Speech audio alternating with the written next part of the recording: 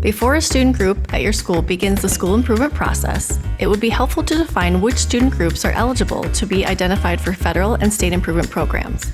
These student groups are as follows. Annually, the Utah State Board of Education calculates an accountability score for every school and every eligible student group within each school.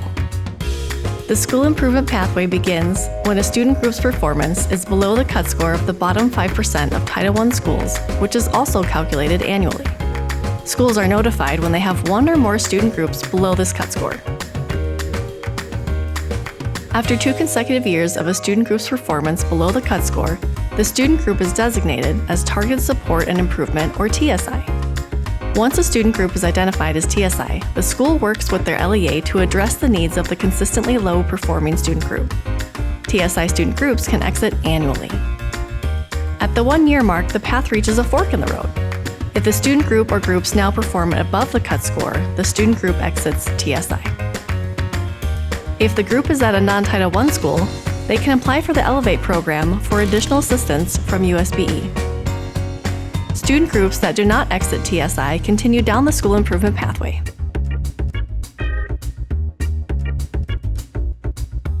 Every 3 years, the USBE will calculate a 3-year average for each student group that has been identified as TSI within that time frame.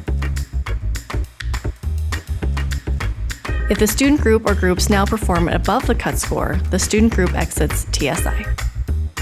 If this score is below the cut score, they are identified as Additional Targeted Support and Improvement, or ATSI. ATSI school identification occurs every 3 years. ATSI student groups continue down the school improvement path. With the help of their LEA, the school now designated as ATSI spends their first year developing a plan for improvement of their chronically low-performing student group or groups. Years 2 and 3 of ATSI designation are spent implementing their improvement plan. Non-Title I schools may apply for the Elevate program during any year the school has at least one student group identified as ATSI. At the end of year 3, ATSI student groups are evaluated to determine if they meet the criteria for exiting the ATSI designation. If the student group meets the exit criteria, they exit ATSI. If not, the student group continues on the school improvement path for another year. At the end of year 4, the student group's performance is evaluated for exit. If the student group meets exit criteria, they exit ATSI. Title I schools with student groups that do not exit ATSI after year 4 are designated as Comprehensive Support and Improvement, CSI, for low-performing student groups.